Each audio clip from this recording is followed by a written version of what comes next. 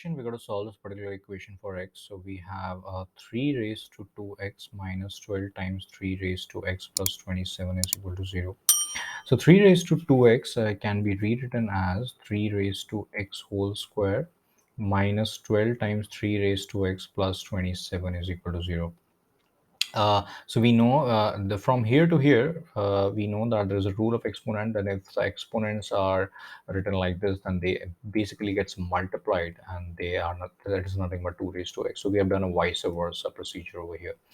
Now 3 raised to x is the only variable over here. So let's replace 3 raised to x with y for the moment, so that the calculation, the evaluation becomes a little easy. So replacing 3 raised to x with y, we have y square minus 12y plus 27 is equal to 0.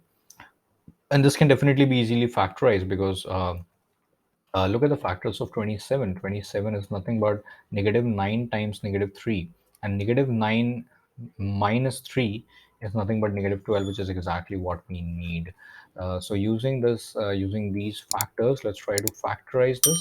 So replacing negative 12y with negative 9y minus 3y, the equation looks something like this. And from this, we are going to take y as a common factor. So we are left with y minus 9. And from here, we're going to take negative 3 as a common factor. So we are left with y minus 9 once again. Let's take y minus 9 as a common factor from the whole. So we are left with y minus 9 times y minus 3 is equal to 0, which means that the value of y is 9. That's one of the solution. And when the value of y is also 3. But remember, this is not the final answer, because y is not our original variable. Original variable is 3 raised to x. So let's back substitute y as 3 raised to x and try to get the value of x. So 3 raised to x is 9 and 3 raised to x is 3. This means that 3 raised to x is nothing but 9 can be written as 3 square, and 3 raised to x over here is nothing but 3 raised to 1.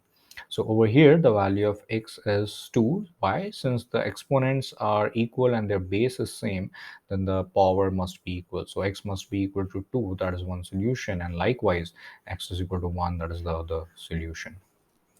Thank you.